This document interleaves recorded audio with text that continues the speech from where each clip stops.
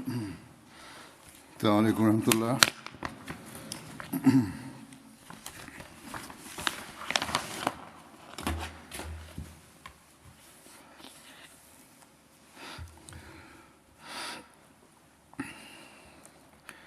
أشهد أن لا إله إلا الله وحده لا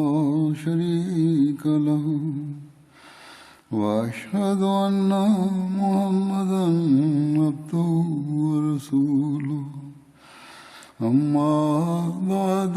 فأعوذ بالله من الشيطان الرجيم بسم الله الرحمن الرحيم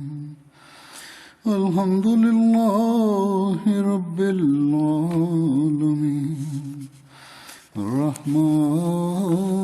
الرحيم مالك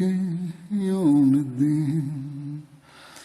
إياك نعبد وإياك نستعين اهدنا الصراط المستقيم صراط الذين أنعمت عليهم غير المغضوب عليهم ولا الضالين.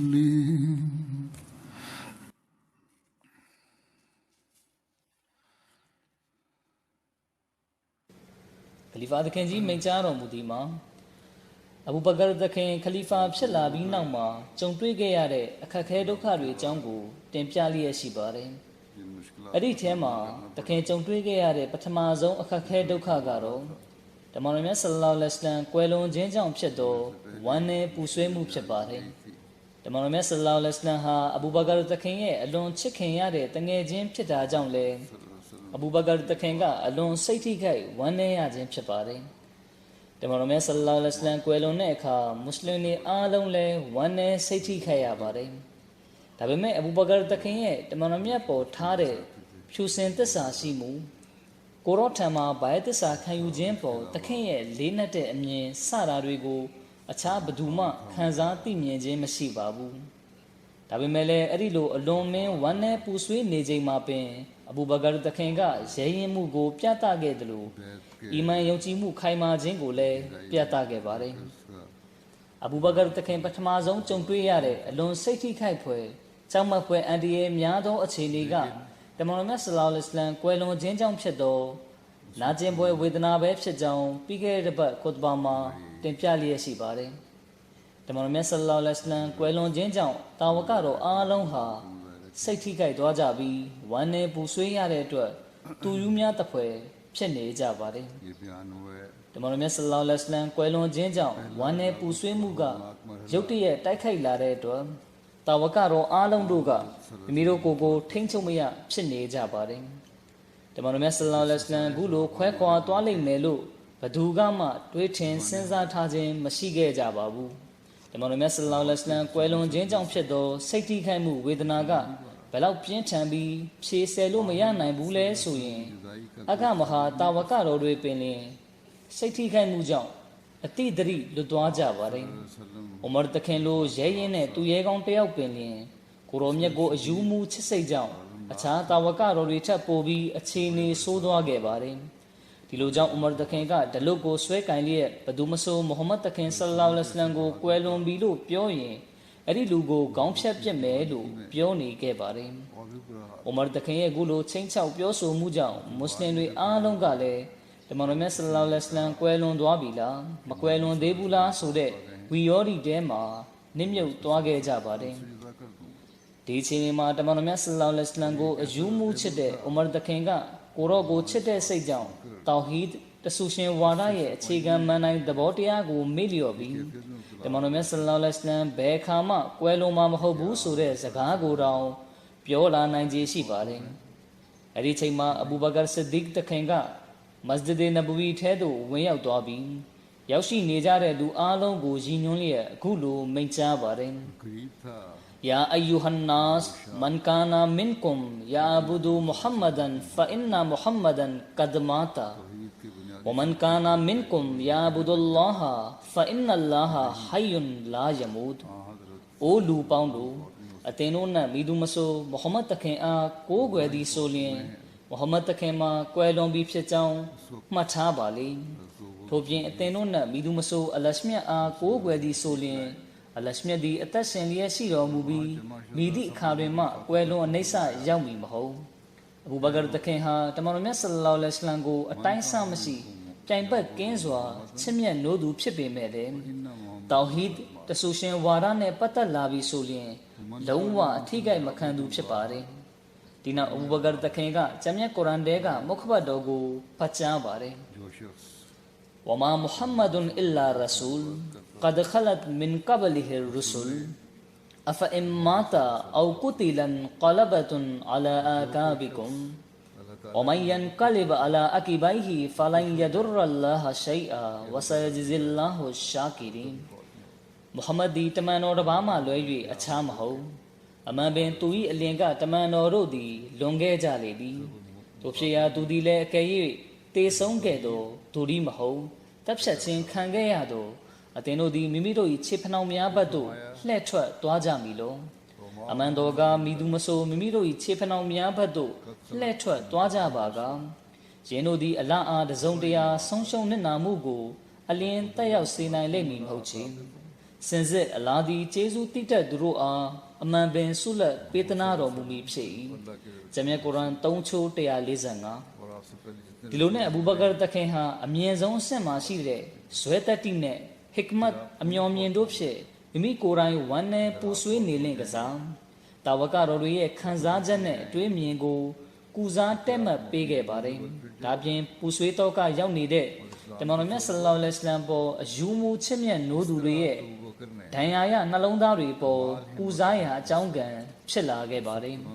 अच्छा रफमा अबू बकर तखेगा लौखा यिंठो ने भी फिदे तौहीद ये असाउ ओंगो खाइमा ज़्वा टेम पेगे बारे मसी मौद अलैहिस्सलाम तखे मिंचा बारे अच्छो तावका रो म्याई सिट द्वें पौफवा गे दी फिदो तमानो में सल्लल्लाहु अलैहि वसल्लम अतशन लिए शीने दे जाऊं अट्वे म्येन को दुजू लुवे शेमाउ मा जमिया कुरान देगा मुखबा दो तखु को फयु प्या लिए ठो मायुइन नी दो अट्वे म्येन म्या आलों को फैशा गे दी तब्याई नथे मा पें तमनो ईसा ने पता युए अच्छो हदीस तो म्या द्वें फोप्या लासी दी फोप्या जे म्या को काउं ज़्वा सेंजा सेंजेमु मप्यु जें जाऊं तमनो ईसा तशन ने दे दी सोदी कौछत स्वेमु म्या को बा पे फ्यत खे बे दी खलीफा तखें जी मेचारो मुबारे तमानो में सल्लल्लाहु अलैहि वसल्लम क्वेलों जें जाऊं फिदो अबू बकर तखें ये दुटिया अची माजों वने पुस्वे मुगारो खलीफा युए छे टेम्याउ ये कैसा ने मुस्लिम उम्मत को सूजी नीनो चें चोरम मा त्वेरम बे कैसा बे फिपारे अरी वने पुस्वे जिया कैसा गोले तखेगा लों काउं मुज़वा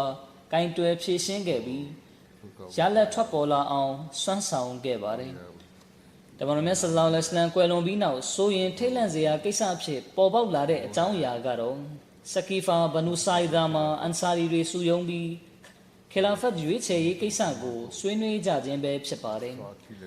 साबाई मारो अंसारी रेगा मुहाजिर ठेगा तऊ को मिमिरो ये अमीर उजी गांव जाओ खलीफा फे लखन जाले मा महबूलो ठेया बारे राबिये मुहाजिर रेगा ले अंसारी रे देगा तऊ को खलीफा फे वे छे टेम्याउ ले मा महबूलो मयु या बारे राबिये तफन ने तफ संजें ब होप्यो मु रे प्युलो यिन ने डालन स्वे काइन टाइखाई जा रे अति फिला ले मे लो ठेंगे जा बारे अरी लो अलोंटिया आए छीने नीरे अच्छीने म्योमा अबू बकर सिद्दीक दखें नौ दो ठद्वें अलश्मे का अलों अस्वान ठया मुगो ठेत्वें पेगे बारे अच्छा तपमा दूरे नलौंदा गुले अलश्मे का अबू बकर दखें पतो स्वे सामू फिसे के बारे दिलो ने संजें क्वेलवे मुरे प्यो क्वे मुरे फिसा प्यु नेरे अच्छीने गाने तपन प्यान भी सूजी नीन्यमु ने चिछेनवे फिदो प्याउं ले द्वा गे बारे मसी मौद अलैहिस्सलाम तखें मेचारो बुदलो बनी इसराइल रेगा मूसा नबी क्वेलों भी नाउ युशा बिन नून ये जगा रेगो लखंगे जाबी पहलो संजे क्वेलवे मु गोमा मलौखे जावे आलों दोगा नागन तमु प्युगे जारे अरी अफितने गोबे अबू बकर तखें ले चौंटवे गया बारे တာဝကတော်အားလုံးတို့ကတမန်တော်မြတ်ဆလ္လာလဟ်အလိုင်းဝါဆလမ်ကွယ်လွန်ခြင်းကြောင့်ဝမ်းနဲ့ပူဆွေးတောကရောက်လျက်ငိုကြွေးကြပြီးစိတ်ကြည်ပြူကျေနပ်စွာဖြင့်အဘူဘကာတခင်ရဲ့ခလာဖတ်ကိုလက်ခံခဲ့ကြပါတယ်ထိန်းချုပ်ရန်မဖြစ်မနေလိုအပ်တဲ့တတိယအကြီးဆုံးစိတ်ပူစရာကိစ္စကတော့အိုဆာမာတခင်ရဲ့စစ်တပ်ကိုရှေ့တန်းသို့စစ်လိုရေးပဲဖြစ်ပါတယ်အဲဒီကိစ္စကိုအဘူဘကာတခင်ကဘယ်လိုကင်တွယ်ဖြေရှင်းခဲ့ပါသလဲတမန်တော်မြတ်ဆလ္လာလဟ်အလိုင်းဝါဆလမ်ကအိုဆာမာရဲ့စစ်တပ်ကိုဖွဲ့စည်းရခြင်းကဆီးရီးယားမှာတပ်ဆွဲအုပ်ချုပ်နေတဲ့ရောမအင်ပါယာနဲ့တိုက်ခိုက်ဖို့အတွက်ဖြစ်ပါတယ်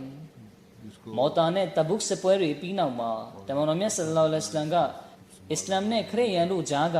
မြင့်တက်လာတဲ့ပရိပက္ခနောက်ပြီးယဟူဒီတွေရဲ့အစ္စလာမ်ပေါ်ပြဿနာဖန်တီးခြင်းစတာတွေကိုအကြောင်းခံပြီးရောမသားတွေကအရဗ်ကိုကျူးကျော်တိုက်ခိုက်လာလေမလားဆိုပြီးစိုးရင်ခဲ့ပါတယ်မော်တာစစ်ပွဲမှာဇိုက်တခင်ဂျာဖာတခင်အဗ်ဒူလာဘင်ရဝါဟာတခင်စတဲ့အမီရ်ခေါင်းဆောင်၃ယောက်ကတဦးပြီးတဦးရှဟီဒ်ဖြစ်ကြာဆုံးခဲ့ပါတယ်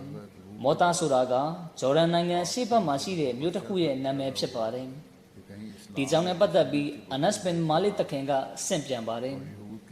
တမန်တော်မြတ်ဆလ္လာလဟ်အလိုင်းဝါဆလမ်ကလူတို့အားဇိုက်တခင်ဂျာဖာတခင်နဲ့အဗ်ဒူလာဘင်ရဝါဟာတို့ရှဟီဒ်ဖြစ်သွားကြောင်းသတင်းပေးလေသည်စစ်မြေပြင်မှသတင်းရောက်မလာမီတမန်တော်မြတ်ဆလ္လာလဟ်အလိုင်းဝါဆလမ်ကအလရှမြတ်ထံမှသတင်းရရှိကဤသို့မိန့်ကြားတော်မူ၏ဇိုက်ကအလံကိုကင်ပြီးချီတက်သည်သူအသက်ခံရပြီးရှဟီဒ်ဖြစ်လေသည်တဖန်ဇိုက်ထံမှအလံကိုဂျာဖာကကင်လိုက်ပြီးရှေ့ဆက်ချီတက်ကရန်သူတို့နှင့်ရင်ဆိုင်တိုက်ခိုက်သည်ဂျာဖာလည်းအသက်ခံရကရှဟီဒ်ဖြစ်လေသည်ထိုသည့်နောက်အစ်ဘနေရဝါဟာကအလံကိုကင်လိုက်ပြီးရန်သူတို့နှင့်ရင်ဆိုင်တိုက်ခိုက်သည်အစ်ဘနေရဝါဟာသည်လည်းအသက်ခံရကရှဟီဒ်ဖြစ်လေသည်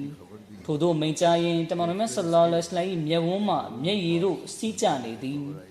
တဖန်တမန်တော်မြတ်ဆလ္လာလဟ်အလိုင်းဝါဆလမ်ဆက်လက်မိန့်ကြားတော်မူ၏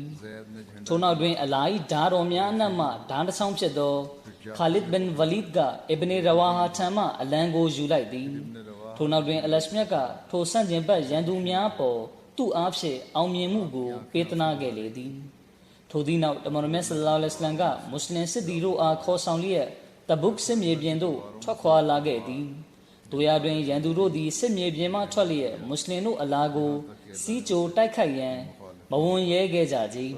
ထို့ကြောင့်၎င်းတို့ကဆီးရီးယား၏အတွင်းဘက်လမ်းမှဖြတ်ပြီးခိုအောင်ကြလျင်မွတ်စလင်တို့၏တိုက်ခိုက်မှုမှကင်းလွတ်နိုင်စရာရှိသည်ဟုယူဆကြလေသည်ထိုစစ်ပွဲများကြောင့်မွတ်စလင်တို့နှင့်ပတ်သက်ပြီးရောမသားတို့၏အကြံစီမှာပုံမိုအန်ဒီရဲ့များကဆိုးရွားလာခဲ့သည်ထို့ကြောင့်၎င်းတို့ကအရဗ်နယ်စပ်ဒေသများသို့ခြိတက်ရန်အသင့်ပြင်ဆင်ကြလေသည်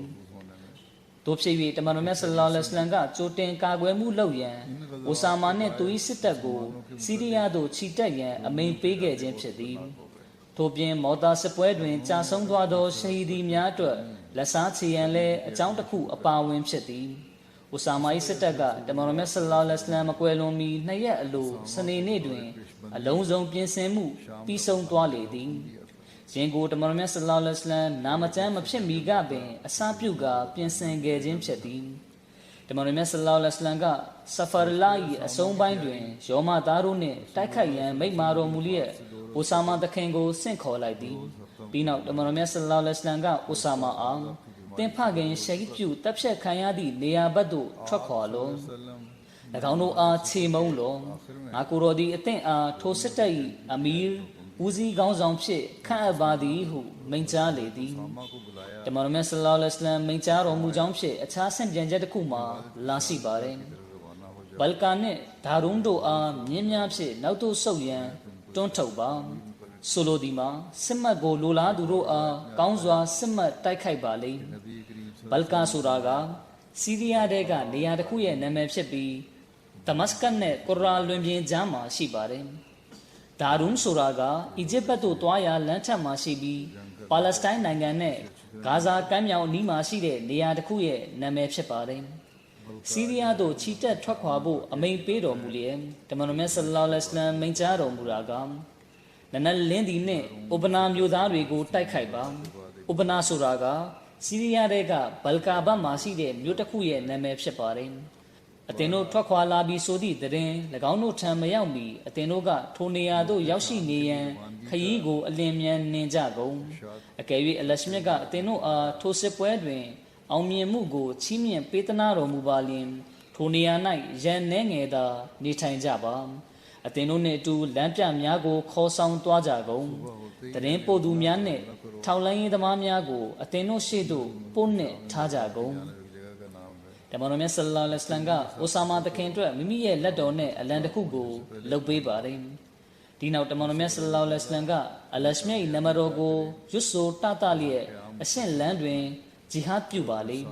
အလာအားလက်မခံညင်းပယ်သူတို့အားစစ်မှတ်တိုက်ခိုက်ပါလေဆိုပြီးမိန့်ကြားပါတယ်အိုဆာမာတခင်ကတမန်တော်မြတ်ဆလ္လာလဟ်အလိုင်းရဲ့လက်တော်နဲ့လှုပ်ပေးတဲ့အလံကိုကင်ဆောင်လျက်ရှေ့တန်းသို့ထွက်ခွာလာခဲ့ပါတယ်ပြီးနောက်အိုဆာမာတခင်ကအဲ့ဒီအလံကိုဘူရိုင်ဒါဘင်ဟိုဆိုင်တခင်ရဲ့လက်ထဲမှာအနံပါတယ်ဒီလိုနဲ့ဂျူရ်ဖ်ရဲ့ဒေတာမှာစစ်တပ်ကိုစုယုံတက်ဆွဲစေပါတယ်ဂျူရ်ဖ်ဆိုတာကမဒီနာမြို့မြောက်ဘက်3မိုင်ကွာမှာရှိတဲ့နေရာတစ်ခုဖြစ်ပါတယ်အိုဆာမာရဲ့စစ်တပ်ထဲမှာပါဝင်ဖို့ဆင့်ခေါ်ခြင်းခံရသမျှမူဟာဂျီတာဝကတော်တွေနဲ့အန်ဆာရီတာဝကတော်တွေထဲမှာတဦးတယောက်မျှပင်မကြံရစ်ခဲ့ပဲအားလုံးလိုက်ပါလာခဲ့ကြပါတယ်အဲ့ဒီတာဝကတော်တွေထဲမှာအဘူဘကာတခင်အိုမာတခင်အဘူအိုဘိုင်ဒါဘင်ဂျရာတခင်ဆာအဒ်ဘင်အဘီဝကာစ်တခင်ဆာအီဒ်ဘင်ဇိုက်တခင်ကတာဒါဘင်နိုမန်တခင်ဆလမန်ဘင်အစလမ်တခင်စတဲ့အကမဟာတာဝကတော်အားလုံးပါဝင်ပါတယ်အချို့လူတွေထံကဒီလူငယ်လေးကိုရှေးဦးတာဝကတော်တွေရဲ့ခေါင်းဆောင်ဖြစ်ခန့်လိုက်ပြီးဆိုပြီးဝေဖန်ပြောဆိုတဲ့တွေထွက်လာပါတယ်ဒီစကားကိုတမန်တော်မြတ်ဆလ္လာလဟ်အလိုင်းကြားတဲ့အခါလွန်စွာစိတ်ဆိုးတော်မူပါတယ်တမန်တော်မြတ်ဆလ္လာလဟ်အလိုင်းကမိမိရဲ့ဦးခေါင်းကိုပဝါတစ်ခုနဲ့စီးနှောင်ထားပြီးခြုံလွှာတစ်ထည်ကိုကိုယ်ပေါ်မှာခြုံထားပါတယ်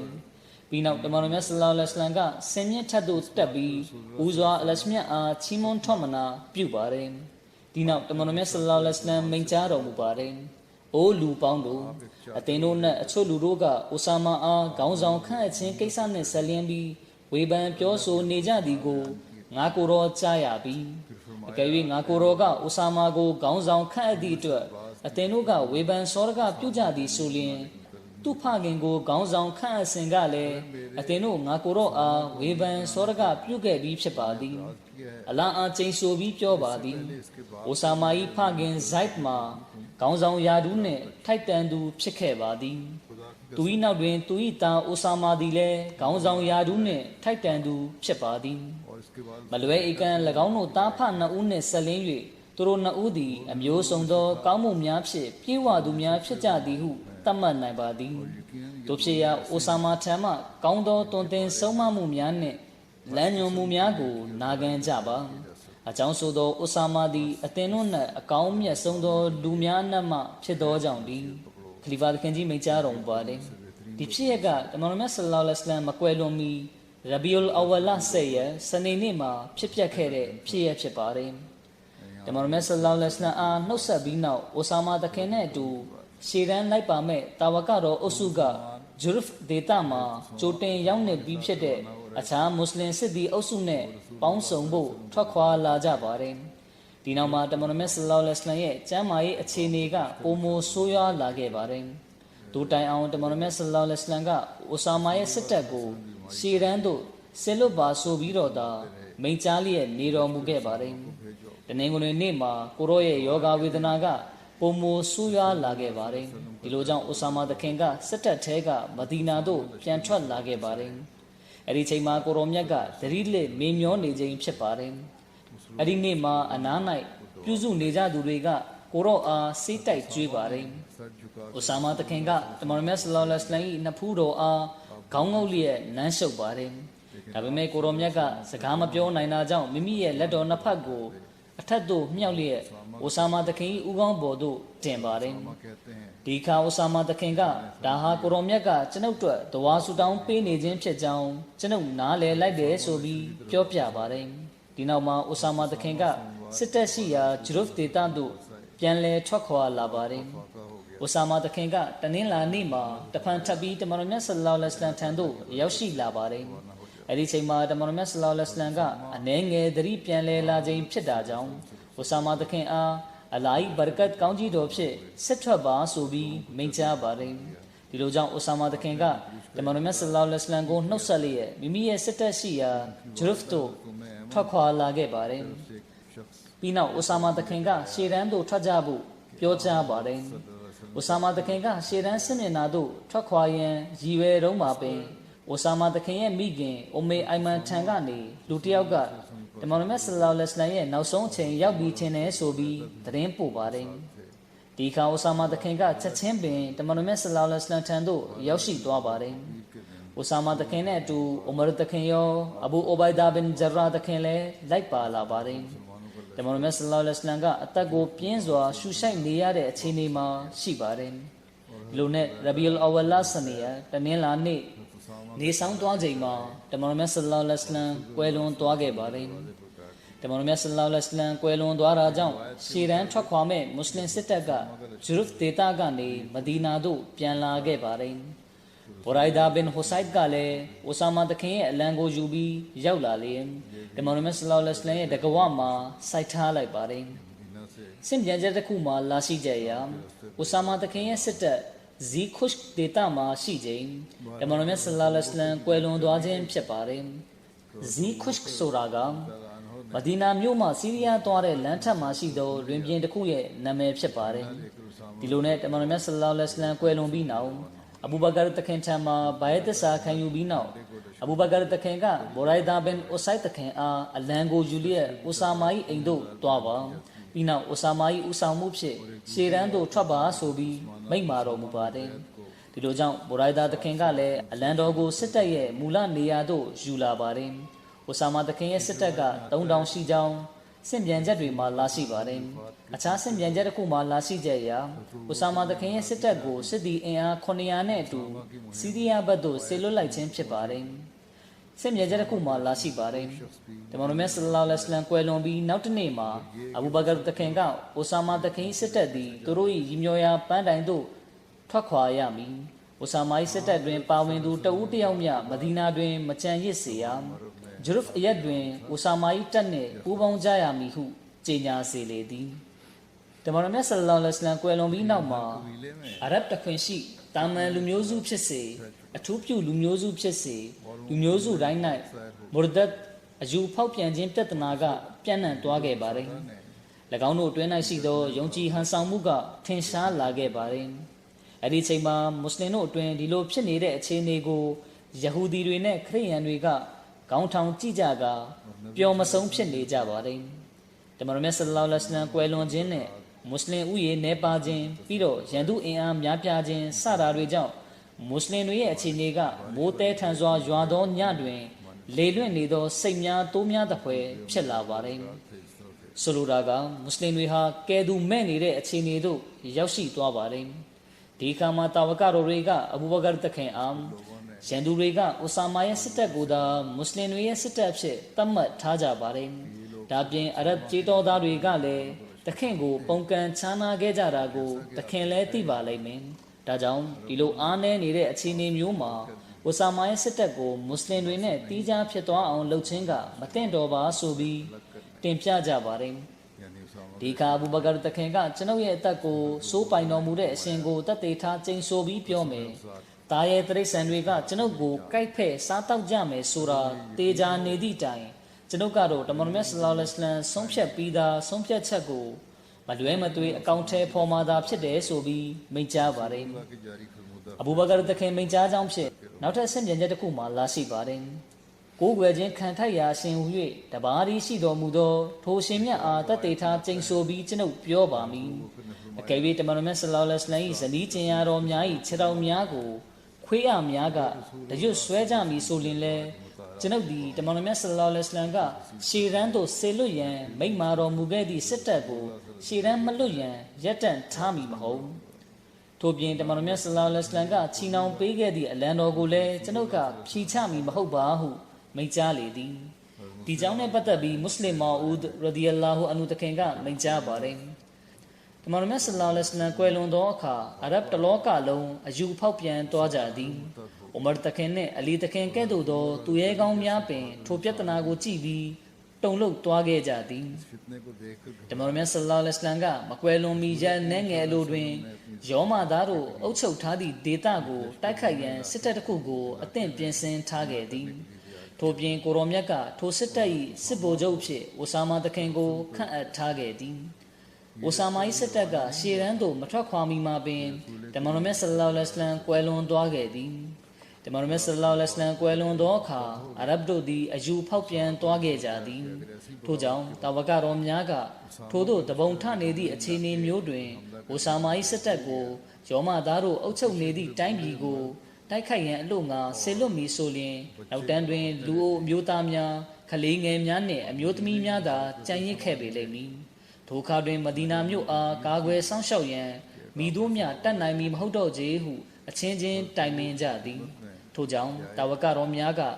လူအုပ်စုတစ်ခုအားအဘူဘကာတခင်ထံတွားရောက်စီလျက်တပုံထားခြင်းများငြိမ်သက်သွားခြင်းအထိဝဆာမိုင်းစစ်တပ်ကိုရပ်တန့်ထားပါရန်ပန်ကြားလျှောက်ထားခိုင်းလေသည်တိုနှင့်အိုမာတခင်အပါဝင်တာဝကတော်ကြီးတချို့ကအဘူဘကာတခင်ထံရောက်လာကြပြီးမိမိတို့တိုင်ပင်ထားသည့်ကိစ္စကိုတင်ပြကြသည်ထိုတင်ပြလျှောက်ထားချက်ကိုအဘူဘကာတခင်ကကြားသိသောအခါအလွန်စိတ်ဆိုးလျက်တမန်တော်မြတ်ဆလ္လာလဟ်အလัยဟိဝါစလမ်ကွယ်လွန်ပြီးနောက်တွင်အဘူကာဖာ၏သားကခလီဖာဖြစ်လာသည်နှင့်ပထမဆုံးလုပ်မိအလုပ်ကတမန်တော်မြတ်ဆလ္လာလဟ်အလัยဟိဝါစလမ်ဆင်လွတ်ခဲ့သည့်စစ်တပ်ကိုဟန်တားခြင်းအလုပ်ပါလို့ထို့သောမဖြစ်နိုင်ပါအလာအာတတေထားကျိန်ဆိုပြီးပြောပါသည် उसे रोक ले ရန်သူစစ်တပ်ကမဒီနာမြို့ထဲသို့ဝင်လာပါလျင်လည်းထို့ပြင်ခွေးရများကမွတ်စလင်အမျိုးသမီးများ၏ရုပ်လောင်းများကိုကိုက်ချီ၍တရွတ်ဆွဲသွားကြမည်ဆိုလျင်လည်းတမန်တော်မြတ်ဆလ္လာလဟ်အလัยဟိဝါစလမ်ကစစ်ထွက်ဖို့မိန့်မာခဲ့သည့်စစ်တပ်ကိုကျွန်ုပ်ကဟန်တားမည်မဟုတ်ချေဟုမိန့်ကြားလေသည်ထိုကဲ့သို့သောတတ္တိရှိမှုကအဘူဘကာတခင်ထံ၌ပေါက်ဖွာလာရခြင်းမှာမုဟမ္မဒ်ရဆူလုလာဟ်ဝလ္လဇီနာမာဟူအရှဒ္ဒါအူအလလ်ကုဖာရီရဟမာအူဘိုင်နဟွမ်အလာဟ်တမန်တော်မုဟမ္မဒ်နှင့်သူနှင့်တူရှိကြသူတို့မှာမယုံကြည်ညင်းပယ်သူတို့နှင့်ဆန့်ကျင်မှုတွင်အလွန်ပြင်းထန်ကြ၏ထို့ပြင်အချင်းချင်းတွင်အကန့်အသတ်မရှိဂယုဏထားကြ၏ဟုအလရှမြတ်ကမိန့်မာတော်မူထားပြီးဖြစ်သောကြောင့်ဒီပမာဆိုသောတအားများသောလျှက်စစ်တပ်နှင့်မပြောပလောက်သောလျှက်ကူးပစ္စည်းတစ်ခုခုကထိတွေ့ခဲ့သည်ရှိသောယင်း၌အလွန်ပြင်းထန်သည့်စွမ်းအားပေါက်ဖွာလာတကဲ့သို့ဖြစ်သည်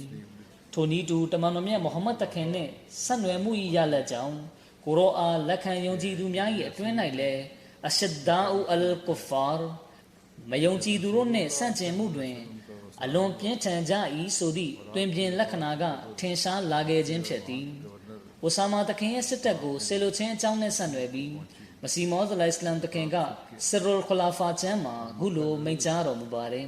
။အစ်ဘနအစီရ်ကမိမိကျမ်းတွင်ရေးသားထားပါသည်။တမန်တော်မြတ်ဆလ္လာလဟ်အလัยဟိဝါစလမ်ကွယ်လွန်တော်မူသောအခါကိုရောမြတ်ကွယ်လွန်ကြောင်းသတင်းကိုမကာမြို့နှင့်မကာမြို့အားအုပ်ချုပ်သူဘယင်ကန်အခဒါဘ်ဘင်အစီဒ်ကရလေသည်ထိုအခါအခဒါဘ်ကပုံကွယ်နေလိုက်သည်အမေရိကန်ဆလ္လာလဟ်အလัยဟိဝါစလမ်ကွယ်လွန်ကြောင်းသတင်းကိုမကာသားတွေကသိရှိရသောအခါမကာတစ်မျိုးလုံးတုန်ခါသွားပြီးမကာမျိုးသားများအားလုံးအယူဖောက်ပြန်လူနီးပါးဖြစ်သွားကြလေသည်အာရဗ်ကျေးတော်သားများစွာတို့သည်အယူဖောက်ပြန်သွားကြသည်လူမျိုးစုတိုင်းရှိအထူးပြုပုဂ္ဂိုလ်ဖြစ်စေတာမန်အယက်သားဖြစ်စေအားလုံးတို့သည်အယူဖောက်ပြန်သွားကြသည်၎င်းတို့ထံမှယုံကြည်ဟန်ဆောင်မှုကထင်ရှားလာခဲ့သည်ယဟူဒီတို့နှင့်ခရစ်ယာန်တို့ကမိမိတို့၏ဥကောင်းများကိုထောင်၍ကြည့်ကာပျော်မဆုံးနိုင်ဖြစ်နေကြသည်မွတ်စလင်တို့သည်မိမိတို့၏နဗီတမန်တော်မြတ်ကွယ်လွန်ခြင်းကြောင့်ထို့ပြင်မွတ်စလင်တို့ကလူဦးရေနည်းပါပြီးရန်သူတို့ကလူဦးရေများပြားမှုကြောင့်မွတ်စလင်တို့၏အခြေအနေမှာမိုးတဲထန်သောညတွင်လေလွင့်နေသောစိတ်များတိုးများသဖွယ်ဖြစ်လာကြလေသည်ထိုအခါတွင်လူတို့ကအဘူဘကာတခင်အားရန်သူတို့သည်အိုဆာမိုင်းစစ်တပ်ကိုသာစစ်တပ်ဟုသတ်မှတ်ထားကြပါသည်အာရဗ်ကျေးတော်သားများကလည်းတခင်ကိုပုံကန်ချားနာခဲ့ပြီးဖြစ်ကြောင်းတခင်သိပါသည်ထို့ကြောင့်တခင်အနေနဲ့မွတ်စလင်တို့၏ထိုစစ်တပ်ကိုမိမိထံမှခွဲခွာရန်ယခုချိန်တွင်မသင့်တော်ပါဟုလျှောက်ထားကြသည်ထိုအခါအဘူဘကာတခင်ကကျွန်ုပ်၏အသက်ကိုစိုးပိုင်တော်မူသောအရှင်အားတသက်ထားကျိန်ဆိုပြီးပြောပါသည်ကျွန်ုပ်အားတာရဲတရိษံများကထိုးတုပ်ဆွဲဖဲ့သွားမိမှာတေချာနေပါလင်လဲကျွန်ုပ်သည်တမန်တော်မြတ်ဆလ္လာလဟ်အလัยဟိဝါစလမ်အမိန့်တော်ရှိခဲ့သည့်အတိုင်း အိုဆာမာ၏စစ်တပ်ကိုမလွဲမသွေစစ်လွတ်ပါမည်တမန်တော်မြတ်ဆလ္လာလဟ်အလိုင်းဝါဆလမ်ကဆုံးဖြတ်တော်မူခဲ့သည့်ဆုံးဖြတ်ချက်ကိုကျွန်ုပ်အနေနဲ့မပယ်ဖြတ်နိုင်ပါဟုမိန့်ကြားတော်မူလေသည်ထို့သောဖြင့်အဘူဘကာတခင်ကတမန်တော်မြတ်ဆလ္လာလဟ်အလိုင်းဝါဆလမ်၏အမိန့်တော်အတိုင်းဆောင်ရွက်ခဲ့ပါသည်ထို့ပြင်အဘူဘကာတခင်ကအိုဆာမာတခင်စစ်တပ်ထဲတွင်ပါဝင်ကြသည့်တာဝကတော်များကိုလည်းမူလကအတိုင်းပါဝင်ကြရန်လမ်းညွှန်ခဲ့ပါသည်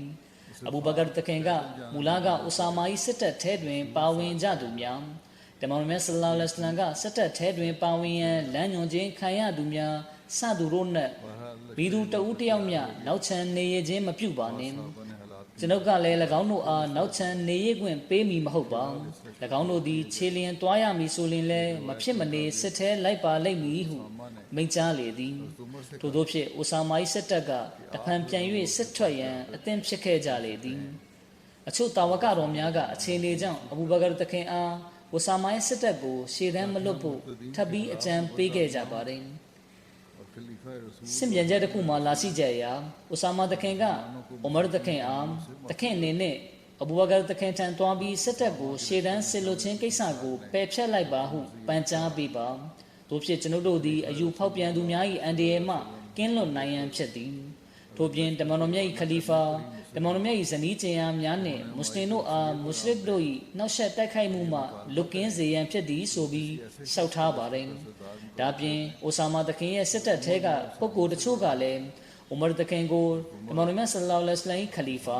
အဘူဘကာတခင်ကစစ်တပ်ကိုဆေလွတ်ရန်သာတိုက်တွန်းပြောဆိုနေသည်ဆိုလျှင်အိုဆာမာ၏နေရာတွင်အိုဆာမာထက်အသက်ကြီးသူကိုစစ်ဦးစီးခေါင်းဆောင်ဖြစ်ခန့်အပ်ပါရန်ပြောပေးပါဆိုပြီးလျှောက်ထားပါတယ်အိုမာတခင်ကလည်းအဘူဘကာတခင်ထံသွားပြီးအိုဆာမာတခင်ပြောတဲ့အတိုင်းလျှောက်ထားပါတယ်ဒီခါအဘူဘကာတခင်ကအကယ်၍ခွေးရများနဲ့ဝန်ပလွေများကကျွန်ုပ်အားကြိုက်ဖက်စားတောက်ကြမည်ဆိုရင်လေကျွန်ုပ်ကတော့တမန်တော်မြတ်ဆလ္လာလဟ်အလိုင်းဝါဆလမ်အမိန့်ရှိခဲ့သည့်အတိုင်းအိုဆာမာ၏စစ်တပ်ကိုရှေ့တန်းစစ်လွတ်မိတာဖြစ်သည်တမန်တော်မြတ်ဆလ္လာလဟ်အလိုင်းဝါဆလမ်ကဆုံးဖြတ်တော်မူခဲ့သည့်ဆုံးဖြတ်ချက်ကိုကျွန်ုပ်ကလုံးဝပြောင်းလဲမည်မဟုတ်ပါဤမျိုးရာတွင်ကျွန်ုပ်မှပလူတဦးတယောက်မျှပင်မကြံရစ်တော့လျင်လဲကျွန်ုပ်သည်တမန်တော်မြတ်ဆလ္လာလဟ်အလိုင်းဝါဆလမ်၏ထိုဆုံးဖြတ်ချက်ကိုအကောင့်ထဲပေါ်မိတာဖြစ်ပါသည်ဆိုပြီးမိန့်ကြားပါတယ်ဒီနောက်အိုမာတခင်ကအဘူဘကာတခင်အားအန်ဆာရီတို့ကခေါင်းဆောင်ဖြစ်အိုဆာမာထက်အသက်အရွယ်ကြီးသူကိုလိုလားနေပါသည်ဆိုပြီးလျှောက်ထားပါတယ်ဒီစကားကိုကြားတဲ့အခါအဘူဘကာတခင်ကထိုင်ရာကနေထရက်လိုက်ပါတယ်အိုမာတခင်ကတော့ထိုင်နေသေးပဲဖြစ်ပါတယ်အဘူဘကာတခင်ကထရက်လိုက်ပြီးထိုင်နေတဲ့အိုမာတခင်ရဲ့မုတ်စိတ်ကိုစုပ်ကန်လျက်အိုအစ်ဘနီခတာဘ်တမန်တော်မြတ်ဆလ္လာလဟ်အလိုင်းဝါဆလမ်ကခေါင်းဆောင်ဖြစ်ခန့်အပ်ခဲ့သူကိုကျွန်ုပ်ကခေါင်းဆောင်နေရာမှဖယ်ရှားရန်အသင်ပြောနေပါလားဆိုပြီးမိန့်ကြားပါတယ်အိုမာတခင်ကလူတို့ထံသို့ပြန်ရောက်လာပါတယ်ဒီခါလူတို့ကလည်းအိုမာတခင်ကိုအချင်းနေဘလို့လဲအောင်မြင်ခဲ့ရဲ့လားဆိုပြီးမေးကြပါတယ်အိုမာတခင်ကအသင်တို့ထွက်သွားကြယနေ့အသင်တို့ကြောင့်ကျွန်ုပ်သည်တမန်တော်မြတ်ဆလ္လာလဟ်အလိုင်းဝါဆလမ်ခလီဖာထံမှကောင်းတာအပြောမခံခဲ့ရခြင်းကျွန်ုပ်၏စကားများကိုပြင်းထန်စွာပယ်ချခဲ့ပါသည်ဆိုပြီးပြောပါတယ်ဒီလိုနဲ့အဘူဘကာတခင်ရဲ့အမိန့်ဖြင့်အိုဆာမာရဲ့စစ်တပ်ဟာဂျရူဖ်အယက်မှာတွားရောက်စုယုံခဲ့ကြပါတယ်အဘူဘကာတခင်ကိုယ်တိုင်ကလည်းဂျရူဖ်ဒေသသို့လိုက်တွားခဲ့ပါတယ်ပြီးနောက်အဘူဘကာတခင်ကစစ်တပ်ရဲ့အခြေအနေကိုလေ့လာသုံးသပ်ပြီးတမ်းများဖွဲ့ပေးပါတယ်ဂျရူဖ်ဒေသသို့အဘူဘကာတခင်ထွက်ခွာတဲ့အခြေအနေကလည်းအလွန်အံ့ဖွယ်ကောင်းတဲ့မြင်ကွင်းပါပဲအိုဆာမာတခင်ကမြင်းပေါ်မှာထိုင်လျက်သွားနေပြီးအဘူဘကာတခင်ကအိုဆာမာရဲ့ဘေးကနေခြေလျင်ရှောက်နေပါတယ်အိုဆာမာတခင်ကအဘူဘကာတခင်အားအိုတမန်တော်မြတ်၏ခလီဖာတခင်မြင်းပေါ်တက်ပါတို့မဟုတ်လျင်ကျွန်တော်မျိုးဒီအောက်သို့ဆင်းရပါလိမ့်မည်ဆိုပြီးရှောက်ထားပါတယ်အဘူဘကာတခင်ကအလာအာတတေထားချိန်ဆိုပြီးပြောပါသည်အတင်ဒီလဲမြင်းပေါ်မှအောက်မဆင်းရကျွန်ုပ်ကလည်းမြင်းပေါ်တက်မိမဟုတ်ကျွန်ုပ်၏ခြေထောက်နှစ်ချောင်းကိုတနာရီကလေးတောင်အလာဤလမ်းတွင်မြေမှုန့်များပေးချမ်းတာကိုမလိုလားပဲနေရမည်တော့စစ်ပွဲထဲတွင်ပါဝင်သူကခြေလန်းတလန်းကိုလှမ်းပြီးဆိုရင်ရင်းစား၎င်းတို့ကောင်းမှု900ကိုရေးမှတ်ခြင်းခံရပြီးအဆင့်900တို့မြင့်တင်ပေးခြင်းခံရပေသည်ထိုသူပြုခဲ့သောမကောင်းမှု900ကိုအဆုံးသတ်ပေးခြင်းခံရ၏ဆိုပြီးမိန့်ကြားပါတယ် အဒီနောက်အဘူဘကာတခင်ကအိုဆာမာတခင်အားအကယ်၍လူကြီးမင်းကတင့်တော်သည်ဟုယူဆပါလျင်အိုမာအားကျွန်ုပ်နှင့်အတူလုပ်ငန်းဆောင်တာများကိုကူညီလုပ်ကိုင်ပေးရန်ထားရစ်ခဲ့ပါဆိုပြီးလျှောက်ထားတဲ့အခါအိုဆာမာကလည်းခွင့်ပြုပေးခဲ့ပါတယ်အဒီနောက်ပိုင်းကစပြီးအိုမာတခင်ကအိုဆာမာတခင်နဲ့တွေ့ဆုံတိုင်းပြောရရင်အိုမာတခင်ခလီဖာဖြစ်လာပြီးနောက်ပိုင်းမှာလည်းအိုဆာမာတခင်နဲ့တွေ့ဆုံတိုင်းအဆလာမူအလိုင်ကာအယူဟလ်အမီရ်လူကြီးမင်းပေါ်ငြိမ်းချမ်းခြင်းတက်ရောက်ပါစေ။အိုးဦးစီးကောင်းဆောင်ဆိုတဲ့စကားလုံးနဲ့ရည်ညွှန်းပြောဆိုလေ့ရှိခဲ့ပါတယ်။ဒီလိုခါတိုင်းမှာအိုဆာမာတခင်ကအိုမာတခင်အားဂဖရအလ္လာဟူလကာယာအမီရုလ်မူမီနီအလရှမြတ်လူကြီးမင်းအားခွင့်လွှတ်တနာတော်မူပါစေ။အိုးယုံကြည်သူတို့၏ကောင်းဆောင်ဆိုပြီးပြောလေ့ရှိပါတယ်။နောက်ဆုံးမှာအဘူဘကာတခင်ကအိုဆာမာတခင်ရဲ့စစ်တပ်ကိုနှုတ်ဆက်ခွဲခွာရင်းခုလိုမိန့်ကြားပါတယ်။ကျွန်ုပ်ဒီလူကြီးမင်းအားအကြောင်းအရာ10ခုကိုတွင်တင်လိုပါသည်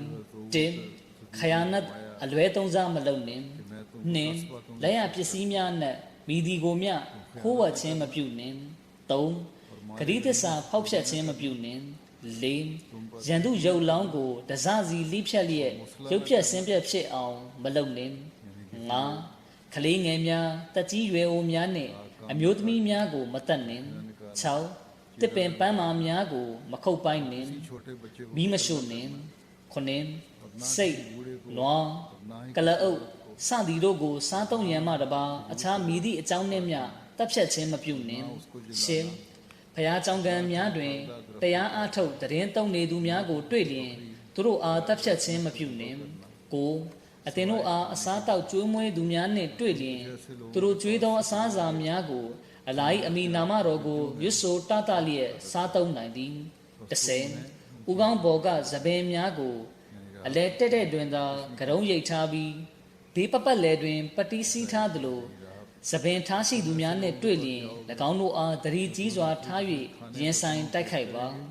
နောက်ဆုံးလူအုပ်စုနှင့်ပတ်သက်ပြီးစင့်မြဲချက်အသီးသီးလာရှိပါတယ်ခရီးယန်တဲမှာအုပ်စုတစ်ခုရှိပြီး၎င်းတို့ဟာတကိုယ်တည်းတရားကျင့်သူတွေလို့ထင်ရပေမယ့်အမှန်တော့သူတို့ဟာဘာသာရေးခေါင်းဆောင်တွေဖြစ်ပြီးမွတ်စလင်တွေနဲ့ဆက်ဆံရွယ်ဖို့သူတို့လူတွေကိုအမြဲတမ်းတွေးချိုးပေးလေရှိကြပါတယ်သူတို့ကသပင်ကိုအလဲတဲတဲကနေရိတ်ထားပြီးဘေးပပတ်လဲမှာမရိတ်ဘဲထားကြပါတယ်သူတို့ဟာစစ်ထဲမှာပါဝင်တိုက်ခိုက်လေရှိကြပါတယ်ဒါကြောင့်အဘူဘကာတခင်ကတကိုယ်တည်းတရားကျင့်သူတွေကိုတော့ဘာမှမလုပ်ဘဲလွတ်ထားပေးဖို့မိန့်ကြားပြီးရန်သူတွေကိုတွေးချိုးလုံဆော်ပေးသူတွေနဲ့ကိုယ်တိုင်စစ်ထဲမှာပါဝင်သူတွေကိုတော့စစ်စင်နွဲဖို့မှာကြားထားခြင်းဖြစ်ပါတယ်အဘူဘကာတခင်ကဆက်လက်မိန့်ကြားပါတယ်အလာဟ်နမတော်ကိုရွတ်ဆိုတတလျက်ရှေ့တန်းထွက်ခွာကြကုန်အလရှမြတ်ဒီအသင်တို့အားအမျိုးမျိုးသောဒဏ်ရာနာတရားဖြစ်ခြင်းများအမျိုးမျိုးသောယောဂဗျာများနှင့်ပလိယောဂကဘေးတို့မှကာကွယ်စောင့်ရှောက်တော်မူပါစေတမန်တော်မြတ်ဆလ္လာလဟ်အလัยဟိဝါစလမ်ကအသင်အားပြုလုပ်ဆောင်ရွက်ရန်မိန့်မာထားသမျှတို့ကိုပြုလုပ်ဆောင်ရွက်ပါတမန်တော်မြတ်ဆလ္လာလဟ်အလัยဟိဝါစလမ်အမိန့်တော်များကိုဆောင်ရွက်ရာတွင်မိတို့သောပြင်းကြီးပေါ်ဆမှုမျိုးမှမဖြစ်ပါစေနှင့်ဒီလိုမိန့်ကြားပြီးတဲ့နောက်မှာအဘူဘကာတခင်ကအိုမာတခင်ကိုခေါ်လျက်မဒီနာသို့ပြန်လာခဲ့ပါတယ်အဘူဘကာတခင်ကအိုဆာမာရဲ့စစ်တပ်ကိုဟီဂျရီတက္ကရာ17ခုနှစ်ရဘီအူလ်အဝလအဆုံးပိုင်းမှာရှေရန်သို့ဆေလွတ်ခဲ့ခြင်းဖြစ်ပါတယ်စစ်မြန်ချက်တစ်ခုမှလာရှိကြရာရဘီအူလ်ဆာနီလာတရက်နေ့ဟီဂျရီတက္ကရာ17ခုနှစ်မှာဆေလွတ်ခဲ့ခြင်းဖြစ်ပါတယ်အိုဆာမာရဲ့စစ်တပ်ကရပ်ပေါင်း20ခရီးသွားလျက်အိုဘနာအရက်သို့ရောက်ရှိပါတယ်အဲဒီနောက်၎င်းတို့ကရုတ်တရက်ဝင်ရောက်တိုက်ခိုက်ပါတယ်မွတ်စလင်စစ်တပ်နဲ့လာရောက်တိုက်ခိုက်သူမှန်သမျှကိုမွတ်စလင်တွေကအသေးချေတိုက်ခိုက်ကြပါတယ်ရှေးမှာပေါ်လာသမျှရန်သူတွေကိုလည်းမွတ်စလင်စစ်သည်တွေကတုံပန်းအချင်းသားဖြစ်ပြုလုပ်ပါတယ်ဥဆာမာတခင်ကမြင်းဒီတော်တွေကိုစစ်တလင်းမှာလှည့်ပတ်မောင်းနှင်စေပြီးရန်သူတွေကိုတိုက်ခိုက်စေပါတယ်မွတ်စလင်စစ်သည်တွေကအဲ့ဒီစစ်ပွဲမှာရရှိသမျှလက်ရပစ္စည်းတွေကိုထိမ့်သိမ်းစောင့်ရှောက်ကြပါတယ်ဥဆာမာတခင်ကမိမိဖခင်ဇိုက်တခင်ရဲ့ဆဘဟာအမီရှိမြင်းပေါ်မှာစီးနှင်းနေခြင်းဖြစ်ပါတယ်ဥဆာမာတခင်ကမိမိဖခင်ကိုတပ်ဖြတ်သူကိုလည်းတိုက်ခိုက်လျက်တပ်ဖြတ်နိုင်ခဲ့ပါတယ်ဒီလိုနဲ့အဲ့ဒီနေ့ညနေခင်းရောက်တဲ့အခါမဒီနာသို့ပြန်ကြရန်ဥဆာမာတခင်ကစစ်သည်တွေကိုအမိန့်ပေးလိုက်ပါတယ်ပြီးနောက်ခရီးကိုအလင်းမြန်နှင်လျက်မဒီနာသို့ထွက်ခွာလာကြပါတယ်9ရက်ကြာမှကုရ်အာန်လွင်ပြင်သို့ရောက်ရှိပါတယ်စစ်ပွဲနိုင်လိုက်ပြီဖြစ်ကြောင်းနဲ့မွတ်စလင်စစ်တပ်ကလည်းဘေးမတီရန်မခပဲရှိကြောင်း တရင်ကောင်းပေးဖို့အတွက်ရှေးပြေးဖြစ်စစ်တီတချို့ကိုမဒီနာသို့ဆေလွတ်လိုက်ပါတယ်ဒီနောက်ကိုရာလွင်ပြင်ကတဆင်မဒီနာသို့6ရက်အတွင်းမှာရောက်ရှိလာပါတယ်အဲ့ဒီစစ်ပွဲမှာမွတ်စလင်တွေဘက်ကတဦးတစ်ယောက်မှရှဟီပြုတပ်ဖြတ်ခံရတယ်ဆိုတာမရှိခဲ့ပါဘူး စစ်နိုင်တဲ့အိုဆာမာရဲ့စစ်တပ်ကမဒီနာသို့ရောက်ရှိတဲ့အခါအဘူဘကာတခင်ကမဟာဂျီတာဝကတော်တွေမဒီနာသားတွေနဲ့အတူစစ်တပ်ရဲ့အောင်မြင်မှုဘေမတီရံမခပဲပြန်လာနိုင်မှုတို့အတွက်ဝမ်းမြောက်ဝမ်းသာဖြစ်ကာအိုဆာမာရဲ့စစ်တပ်ကိုကြိုဆိုဖို့မဒီနာမြို့ပြင်သို့ထွက်ခွာလာခဲ့ပါတယ်အိုဆာမာတခင်ကမိမိဖခင်ရဲ့မြင်းပေါ်မှာစီးနှင်းလျက်မဒီနာမြို့ထဲသို့ဝင်ရောက်လာပါတယ်ဝရိုင်ဒါဘင်ဟိုဆိုင်ကအိုဆာမာတခင်ရဲ့ရှေ့ကနေအစ္စလာမ်အလံတော်ကိုကိုင်ဆောင်လျက်မြို့ထဲသို့ဝင်လာပါတယ်ဒီလိုနဲ့အိုဆာမာတခင်ကမစဂျစ်နဘူဝီသို့ရောက်ရှိပါတယ်မစဂျစ်ထဲဝင်ပြီးနဖလ်နမတ်နရကာတ်ကိုဝတ်ပြုပါတယ်ဒီနောက်မှာအိုဆာမာတခင်ကအိမ်သို့ပြန်သွားခဲ့ပါတယ်စင်ပြန်ချက်အသီးသီးမှာလာရှိကြရာအိုဆာမာရဲ့စစ်တပ်ကရပ်ပေါင်း40ကနေ80အထိရှေ့တန်းမှာနေရပြီးနောက်မဒီနာသို့ပြန်လာခဲ့ခြင်းဖြစ်ပါတယ်ဒါကအဘူဘကာတခင်ဟာတမန်တော်မြတ်ဆလ္လာလဟ်အလိုင်းကိုယူမှုချစ်မြတ်နိုးခြင်းကြောင့်ရတဲ့စစ်ပွဲအနိုင်ရလက်ဖြစ်ကြောင်းတမိုင်းကျမ်းတွေမှာဖော်ပြလာရှိပါတယ်တမန်တော်မြတ်ဆလ္လာလဟ်အလိုင်းကမိမိရဲ့လက်တော်ဖြင့်အိုဆာမာတခင်အတွက်အလံတော်ကိုချီနှောင်ပေးခဲ့တာကြောင့်အဘူဘကာတခင်ကတမန်တော်မြတ်ဆလ္လာလဟ်အလိုင်းချီနှောင်ပေးခဲ့သောအလံတော်ကိုအဘနေကာဟာဖာကဖြီချရမည်ဆိုရမှာအဒို့လင်ဖြစ်နိုင်ပါမည်နီးဆိုပြီးမိန့်ကြားခဲ့ပါတယ်အိုဆာမာတခင်ပြန်ရောက်တဲ့အခါအဘူဘကာတခင်ကအလံတော်ကိုဖြီးပေးခဲ့ပါတယ်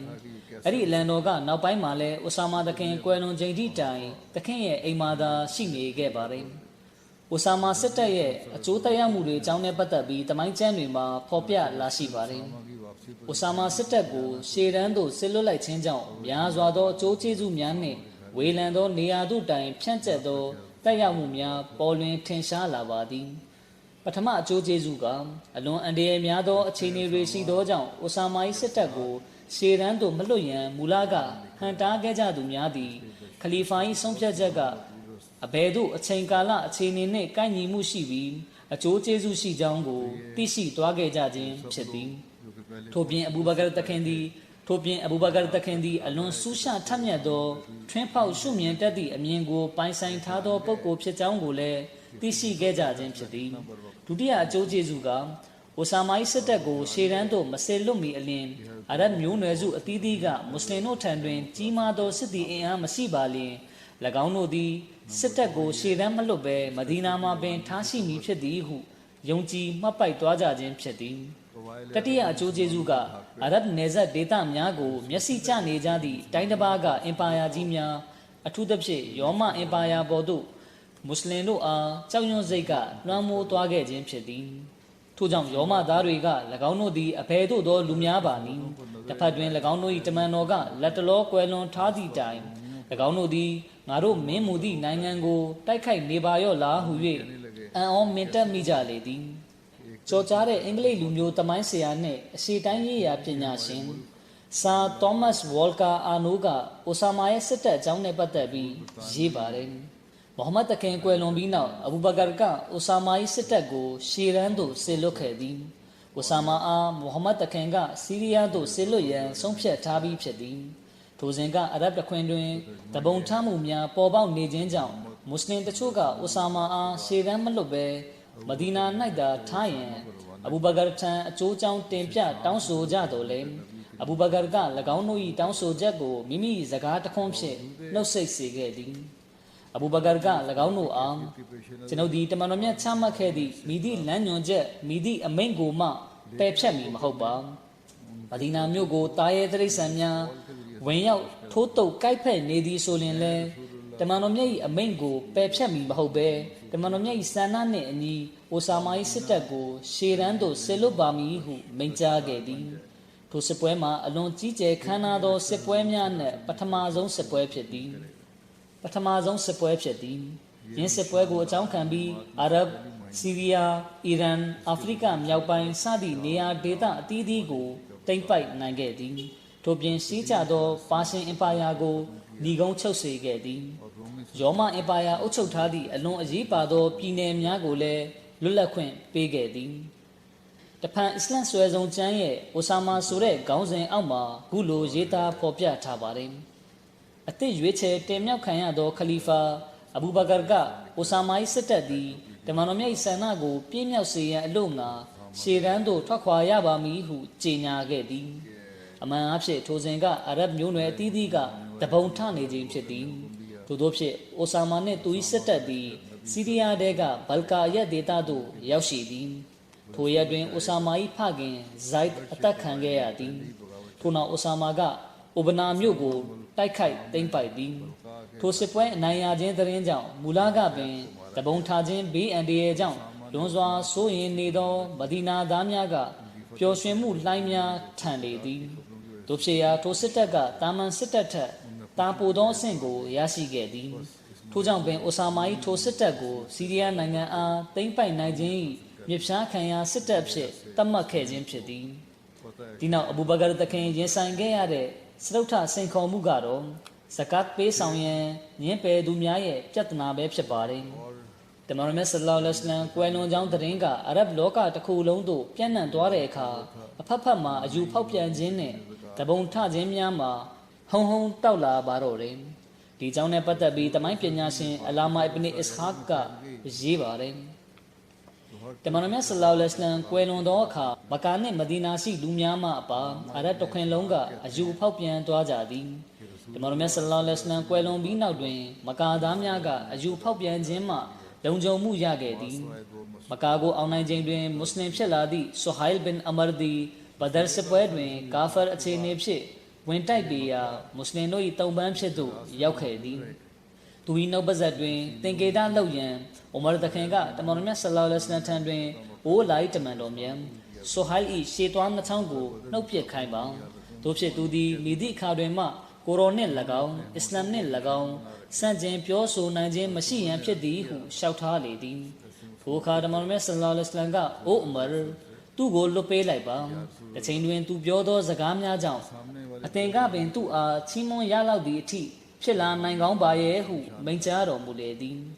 ဆိုဟိုင်လီထိုမြင်မာသောအခြေအနေမှာတမန်တော်မြတ်ဆလ္လာလဟ်အလိုင်းဝါဆလမ်ကွယ်လွန်ချိန်တွင်ရောက်ရှိလို့လာခဲ့လေသည်တမန်တော်မြတ်ဆလ္လာလဟ်အလိုင်းဝါဆလမ်ကွယ်လွန်သောအခါမကာသားတို့ကတုန်ခါသွားခဲ့ကြသည်ကိုရိုက်တို့ကအရဗ်လူမျိုးစုတို့အယူဖောက်ပြန်သွားကြတာကိုတွေ့ရှိသောအခါတမန်တော်မြတ်ဆလ္လာလဟ်အလိုင်းဝါဆလမ်ကမကာသားတို့အတွက်အမီရ်ခေါင်းဆောင်ဖြစ်ခန့်အပ်ထားသည့်အခဒါဘင်အဆီဒ်ကပေါင်းအောင်သွားခဲ့ပါသည်ထိုအခါတွင်ဆူဟိုင်လ်ဘင်အမာကမိဂုံးမချလေသည်ဆူဟိုင်လ်တခင်ကမိန့်ကြားသည်မှာအိုကိုရိုက်အုပ်စုဝင်အပေါင်းတို့အသင်တို့သည်နောက်ဆုံးမှာအစ္စလာမ်ကိုတောက်ဝင်ယုံကြည်လာခဲ့ကြပြီးပထမဆုံးအယူဖောက်ပြန်သူများမဖြစ်ကြပါနှင့်မလွဲမသွေဤသာသနာတော်အစ္စလာမ်သည်မိုးကုတ်စဝိုင်းတို့တိုင်အောင်ဖြန့်ကျက်ပေးလိမ့်မည်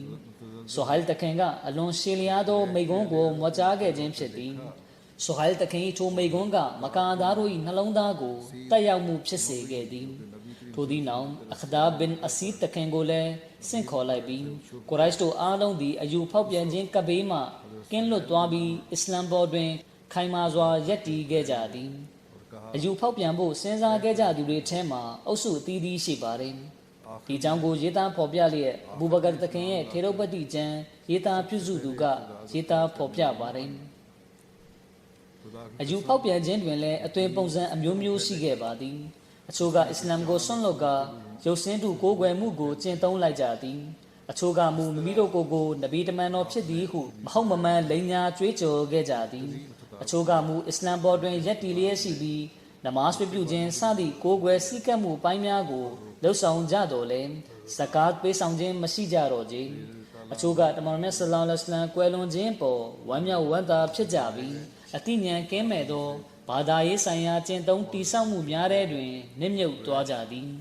အချို့လူများကတမန်တော်မြတ်ဆလ္လာလဟ်အလိုင်းဝါဆလမ်ကွယ်လွန်ခြင်းပေါ်မယုံနိုင်အောင်ဖြစ်လျက်အစ္စလာမ်၏ဘောင်ပြင်တွင်ထွက်ရလိုက်ကြပြီးမိသည့်ဘာသာမိသည့်အုပ်စုကအနိုင်ရမည်နီထိုဘာသာထိုအုပ်စုထဲသို့ဝင်ရန်ဆောင်ဆိုင်နေကြတော့သည်ဖော်ပြပါအုပ်စုအသီးသီးကိုစီရတ်ထေရုပတိကျမ်းပြုစုသူများတမိုင်းပညာရှင်များနှင့်ဖေကာဓမ္မတပညာရှင်များကခွဲခြမ်းစိတ်ဖြာ၍တတ်မှတ်ခဲ့ခြင်းဖြစ်သည် အီမမ်ခတ်တော်ဘီတခင်ကရေးပါတယ်အယူဖောက်ပြန်သူများတွင်ပုံစံနှမျိုးရှိသည်ပုံစံတစ်မျိုးမှာသာသနာမှအယူဖောက်ပြန်သွားခြင်းဖြစ်ပြီးကိုဖရမယုံကြည်သွေးဖီမှုဘက်သို့ပြန်လှည့်သွားသူများဖြစ်သည်ယင်း၌အုပ်စုနှစ်ခုရှိသည်ပထမအုပ်စုမှာနဗီအတုယောင်များဖြစ်သည့်မုဆိုင်လမာကဇာဘ်နှင့်အစဖတ်အန်စီတို့အားတမန်တော်ဖြစ်တောက်ဝင်ယုံကြည်ခဲ့ကြပြီးတမန်တော်မြတ်ဆလ္လာလဟ်အလိုင်းနဗဝတ်တမန်တော်ဖြစ်ခြင်းကိုညှင်းပယ်ခဲ့ကြသူများဖြစ်သည်ဒုတိယအုပ်စုမှာရှရီယတ်ကပြဋ္ဌာန်းထားသည့်အမိန့်ပြညတ်တော်များကိုလက်မခံညှင်းပယ်ခဲ့ကြသူများဖြစ်သည်၎င်းတို့သည်နမတ်နှင့်ဇကာတ်စသည့်အမိန့်ပြညတ်တော်များကိုမထမ်းဆောင်တော့ဘဲအတိတရားကင်းမဲ့သောဘာသာဘက်သို့ပြန်လှည့်သွားသူများဖြစ်သည်အယူဖောက်ပြန်သွားသူများနှင့်ဒုတိယပုံစံမှာအစ္စလာမ်နယ်ကမထွက်တော်လဲနမတ်နှင့်ဇကာတ်ကြားတွင်ခွဲခြားမှုပြုသူများဖြစ်သည်၎င်းတို့ကနမတ်ပြုမှုကိုလက်ခံကြတော်လဲခလီဖာထံတွင်ဆု၍ပေးဆောင်အပ်သောဇကာတ်ပေးဆောင်ခြင်းဆိုင်ရာမပြုမနေတာဝန်ကိုညှင်းပယ်ခဲ့ကြသည်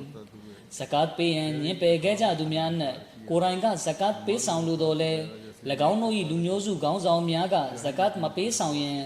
ချင်းချောက်တားမြစ်ခြင်းခံရသူများလည်းပါဝင်သည်ထို့သောအယူဖောက်ပြန်သူအုပ်စုတီးတီးကိုခွဲခြမ်းစိတ်ဖြာမှုများပြုလုပ်တင်ပြခြင်းမှာကာဇီအယားစီတင်ပြချက်များဖြစ်သည်သို့သော၎င်းကအယူဖောက်ပြန်သူအမျိုးအစား၃မျိုးကိုသာဖော်ပြထားသည်ပထမတစ်မျိုးကအစ္စလာမ်တဲကအယူဖောက်ပြန်ပြီးရုပ်စင်းတူကိုးကွယ်ကြသူများဒုတိယတစ်မျိုးမှာမုဆိုင်လမာကဇာဘ်နှင့်အစဝတ်အန်စီတို့အားတမန်တော်ဖြစ်လက်ခံယုံကြည်ခဲ့ကြသူများဖြစ်သည်တတိယတစ်မျိုးမှာအစ္စလာမ်ပေါ်တွင်ယက်တီပါတော့လဲဇကာတ်ပေးဆောင်ရန်ညှင်းပယ်ကြသူများဖြစ်သည်၎င်းတို့ကဇကာတ်ပေးဆောင်ခြင်းမှာတမန်တော်မြတ်လက်ထက်ထိသာဖြစ်သည်ဟုရှင်းလင်းဖွင့်ဆိုလျက်မိမိတို့မပေးဆောင်နိုင်ကြောင်းညှင်းပယ်ခဲ့သူများဖြစ်သည်တဖန်ဒေါက်တာအဗ်ဒူရာဟ်မန်ကရေးပါတယ်အယူဖောက်ပြန်သွားကြသူများတွင်အမျိုးအစား၄မျိုးရှိသည်ပထမတစ်မျိုးကရုပ်စင်းတူကိုးကွယ်ခြင်းဘက်သို့လှည့်သွားကြသူများဖြစ်ပြီးဒုတိယတစ်မျိုးမှာမိမိကိုယ်ကိုနဗီတမန်တော်ဖြစ်လိန်ညာကြွေးကြော်ခဲ့ကြသူများဖြစ်သည့်အစဝတ်အန်စီမုဆိုင်လမာကဇာဘ်နှင့်ဆဂျာစသူတို့အားလက်ခံယုံကြည်ကာသူတို့နောက်သို့လိုက်ခဲ့သူများဖြစ်သည်တတိယတစ်မျိုးမှာအစ္စလာမ်ပေါ်တွင်ရှိတော်လဲဇကာတ်ပေးဆောင်ခြင်းကိုညှင်းပယ်ခဲ့ကြသူများဖြစ်သည်စရုပ်ထတစ်မျိုးမှာဇကာတ်ပေးဆောင်ခြင်းကိုမညှင်းပယ်တော်လဲအဘူဘကာတခင်ထံဇကာတ်ပေးဆောင်ခြင်းကိုမူညှင်းပယ်ခဲ့ကြသည်ဇကာတ်ပေးဆောင်ရန်ပွင့်ပွင့်လင်းလင်းညှင်းပယ်ခဲ့သူများနှင့်မဒီနာမြို့အနီးတစ်ဝိုက်ရှိလူမျိုးနွယ်စုများဖြစ်သောဇူဘီယန်ဘနူကီနာနာဂဒဖန်နှင့်ဖဇာရာစသည့်လူမျိုးစုတို့မှာအထူးထင်ရှားလာသည်ဟာဝါဇင်လူမျိုးစုကလည်းအယူဖောက်ပြန်သွားကြသူများအနက်ပါဝင်ပြီး၎င်းတို့ကလည်းဇကာတ်ပေးဆောင်ခြင်းမှညှင်းပယ်ခဲ့ကြသည်ဇကာတ်ပေးဆောင်ဖို့ညှင်းပယ်ကြသူတွေနဲ့ပတ်သက်ပြီးအဘူဘကာတခင်ကတာဝကတော်တွေနဲ့တိုင်ပင်နှီးနှောခြင်းအကြောင်းကိုတင်ပြပါမယ်အဘူဘကာတခင်ကရှေးဦးတာဝကတော်တွေကိုစုယုံလျက်မိမိတို့ကိုမွတ်စလင်ဖြစ်ခံယူပြီးတော့ပင်ဇကာတ်ပေးဆောင်ဖို့ညှင်းပယ်နေကြသူတွေကိုစစ်စင်နွဲရန်တိုင်ပင်ဆွေးနွေးပါတယ်ဒီခါဥမာဘင်ခတာဘ်တခင်နဲ့ရှေးဦးတာဝကတော်တွေကအဘူဘကာတခင်အားကျွန်တော်မျိုးတို့သည်အလာနှင့်အရှင်တမန်တော်မြတ်အပေါ်တပ်ဝင်ယုံကြည်သူများအားစစ်စင်နွဲရန်မသင့်တော်ပါအမှန်ဆိုသော၎င်းတို့နှင့်ပူးပေါင်းလျက်အယူဖောက်ပြန်သွားသူများအားတိုက်ခိုက်သင့်ပါသည်ဆိုပြီးအကြံပြုတင်ပြပါတယ်ဒီကြံပြုချက်ကိုစန့်ကျင်သူတချို့ပုဂ္ဂိုလ်တွေလည်းရှိကြပါတယ်ဒါပေမဲ့လည်းဒီလိုစန့်ကျင်တဲ့သူအရေးအတွက်ကအလွန်နည်းပါပါတယ်စင်မြန်ချက်တစ်ခုမှလာရှိကြရာရှေးဦးတာဝကတော်များကအဘူဘကာတခင်ထံမှဇကာတ်ပေးဆောင်ရန်ညှင်းပယ်သူများကိုသူတို့ရှိနေသည့်အခြေအနေတိုင်းလွတ်ပေးထားလိုက်ပါပြီးနောက်သူတို့၏နှလုံးသားအတွင်းသို့အီမန်ယုံကြည်မှုကစိတ်ဝင်ခိုင်မာလာစေရန်စွမ်းဆောင်ရပါမည်ထိုအခါတွင်မှသူတို့ထံကဇကာတ်ကိုကောက်ခံလျင်ပိုကောင်းပါမည်ဆိုပြီးအကြံပြုတင်ပြကြပါတယ်ဒါပေမဲ့အဘူဘကာတခင်ကဒီအကြံပြုချက်ကိုလက်မခံခဲ့ပါဘူးအဘူဘကာတခင်ကဇကာတ်ပေးဆောင်ရန်ညှင်းပယ်နေကြသူများကိုစစ်စင်နွဲလျက်သူတို့အားဇကာတ်ပေးဆောင်လာစေရန်အတင်းကျပ်ပြုရမည်ဆိုတဲ့အကြံဉာဏ်ကိုဆွဲကင်ထားပါတယ်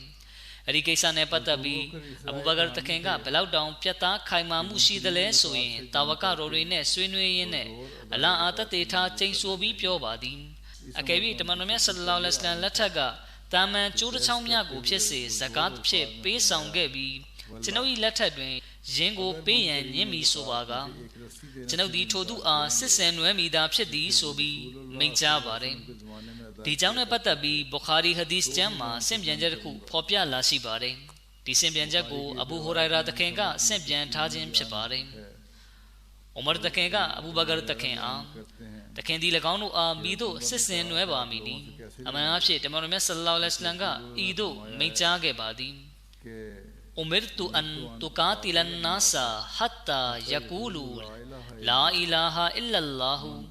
ومن قالها فقد سمع مني ماله ونفسه إلا بحقه وحسابه على الله အလာမတပါခဝကိုးကွယ်ခြင်းခံထိုက်ရာအရှင်မရှိကြောင်းတတ်သေးထွက်ဆိုခြင်းမပြုခင်အချိန်ထိလူတို့နှင့်စစ်ပွဲဆင်နွှဲရန်ငါကိုတို့အားအမိန်ပေးခြင်းခံရ၏ဤသို့တတ်သေးထွက်ဆိုလိုက်သော၎င်းတို့သည်မိမိတို့စည်းစိမ်ဥစ္စာနှင့်အသက်ကိုငါကိုတို့ထံမှလုံခြုံကာကွယ်စေလိုက်ခြင်းဖြစ်သည်တို့ရာတွင်စည်ရင်စစ်ကြောခြင်းမှာကအလအပေါ်တွင်မူတည်ပေသည်ဟုတမန်တော်မြတ်ကမိန့်ကြားခဲ့ကြောင်းတင်ပြလျှောက်ထားလေသည်ထိုအခါအဘူဘကာတခင်ကအလာအာတတေထားကျိန်ဆိုပြီးပြောပါသည်နမတ်နှင့်ဇကာတ်ကြားတွင်ခွဲခြားမှုပြုသူအားကျွန်ုပ်သည်မလွဲမသွေစစ်ဆင်နွယ်ပါမည်အကြောင်းမူဇကာတ်သည်မိမိရှာဖွေထားသောဥစ္စာပစ္စည်းစင်ကြယ်ရေးအတွက်ပေးဆောင်ရမည့်တာဝန်ဝတ္တရားဖြစ်သောကြောင့်သည်ထိုဖြစ်၍အလာအာကျိန်ဆိုပြီးပြောပါသည်အကယ်၍မိသူမဆိုတမန်တော်မြတ်ဆလ္လာလဟ်အလိုင်းဝါဆလမ်လက်ထက်တော်ကစိတ်ပေါက်ကလေးကိုဖြစ်စေဇကာတ်ဖြစ်ပေးဆောင်ခဲ့ပြီးကျွန်ုပ်လက်ထက်တွင်မပေးဆောင်ပါလျင်ကျွန်ုပ်သည်ထိုသူနှင့်စစ်ဆင်နွယ်မည်ဖြစ်သည်ဟုမိန့်ကြားလေသည်ဥမာတခင်ကအလာအာကျိန်ဆိုပြီးပြောပါသည်ကျွန်ုပ်ပြောသည့်အတိုင်းဖြစ်မလာပါကြီး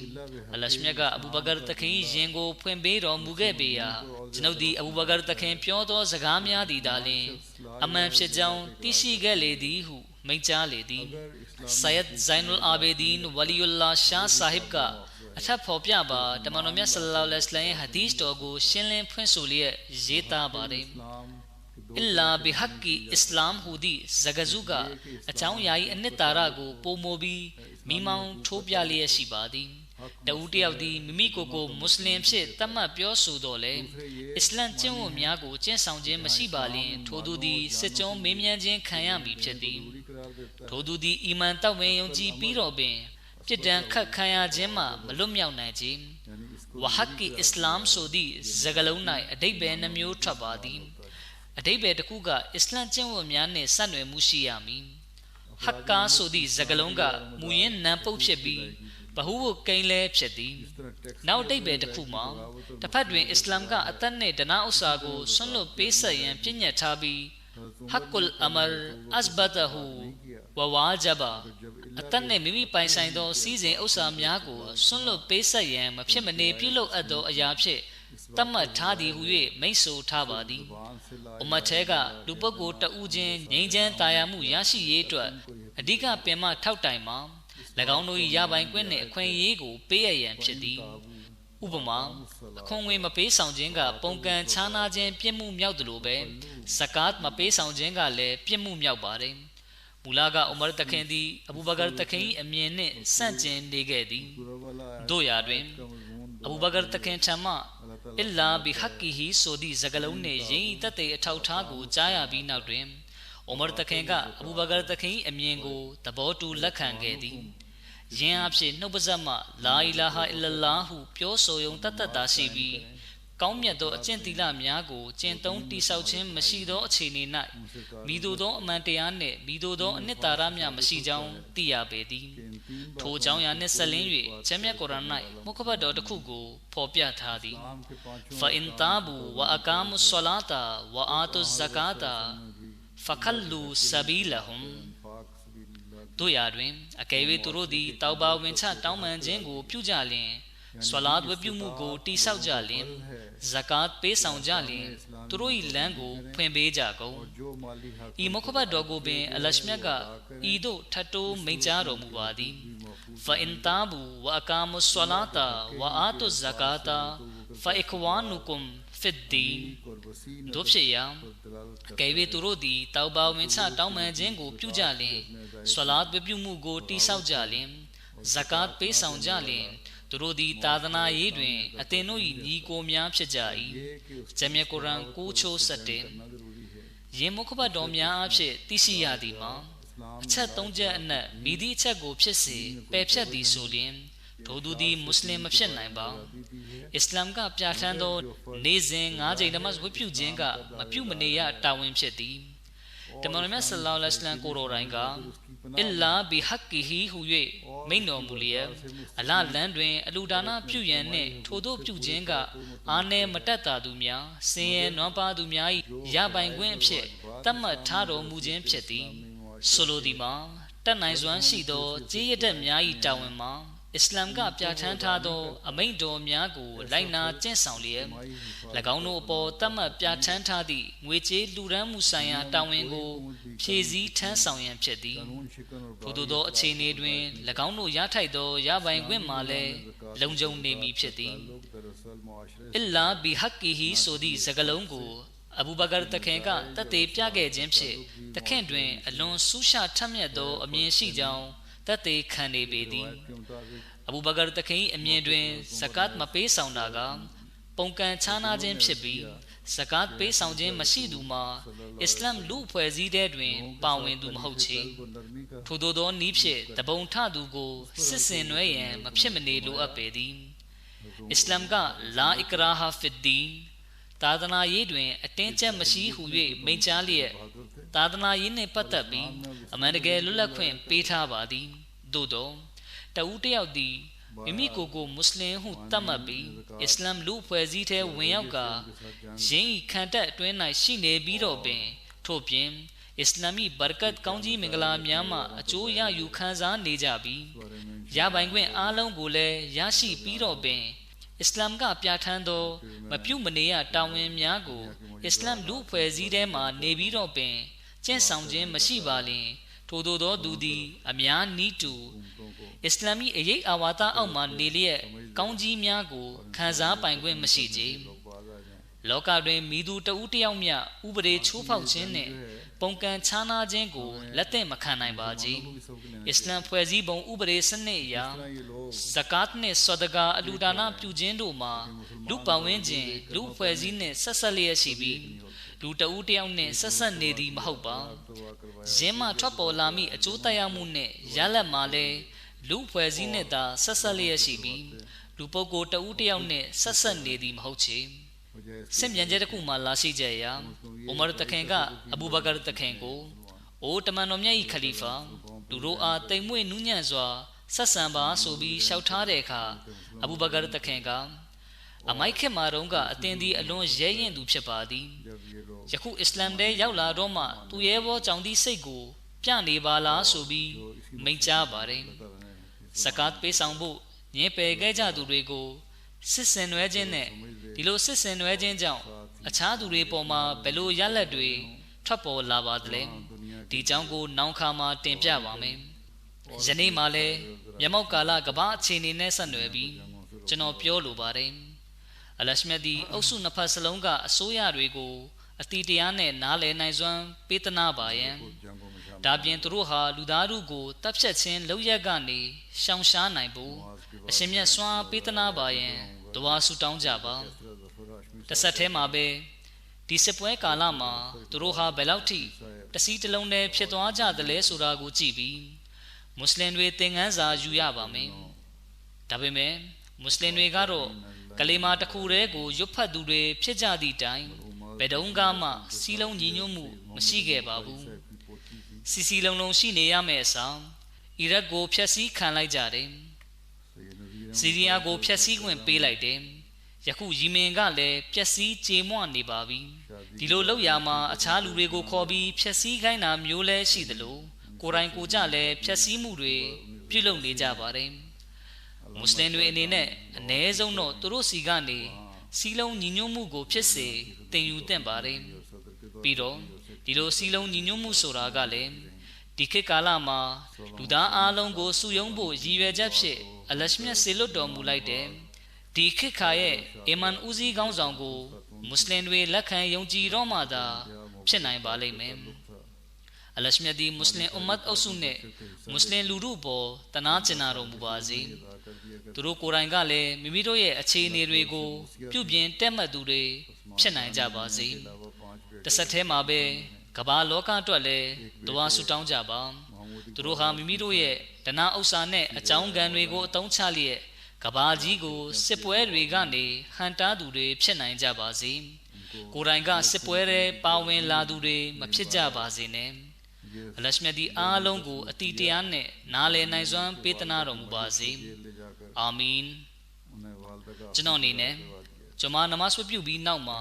ဂျနာဇာဂိုင်ဘ်နမတ်တစ်ခုကိုဝတ်ပြုပါမယ်ကွယ်လွန်သူကဆိုင်ဒါကာဇီယာဇဖာဟရှမီဆာဟီဘာဖြစ်ပါတယ်အင်နာလ illah ဝအင်နာအီလိုင်ဟီရာဂျီအွန်သူမကပါကစ္စတန်နိုင်ငံလာဟိုမြို့မှာဇဖာအစ်ဘာလ်ဟာရှမီရဲ့ဇနီးဖြစ်ပါတယ်အိမ်အောင်ကြပြီးနောက်မှာသူဟာနေရာဒေသအသီးသီးမှာပြောင်းရွှေ့နေထိုင်ခဲ့ပါတယ်လာဟိုမြို့မှာနေထိုင်စဉ်သူမကဂျမာတ်ကိုအလုပ်ကျွေးပြုခွင့်ရရှိခဲ့ပါတယ်သူမသည်မွန်မြတ်သောအရေးချင်းများစွာကိုပိုင်ဆိုင်ထားသူဖြစ်ပြီးအလူဒါနပြုမှုမှာရှေ့တန်းကရှိသူဖြစ်ပါတယ်သူမမှာခင်မွန်းသား9ယောက်နဲ့သမီး1ယောက်ကျန်ရစ်ခဲ့ပါတယ်သူမရဲ့သားတဦးကပါကစ္စတန်နိုင်ငံမှာအစီရာနေရာဟီမော်လာအလလန်၌ဖမ်းဆီးချုပ်နှောင်ခံရသူဖြစ်ရှိနေပါတယ်ပါကစ္စတန်နိုင်ငံမှာအာမဒီတွေကိုအစ္စလမ်တရားတော်နဲ့အညီ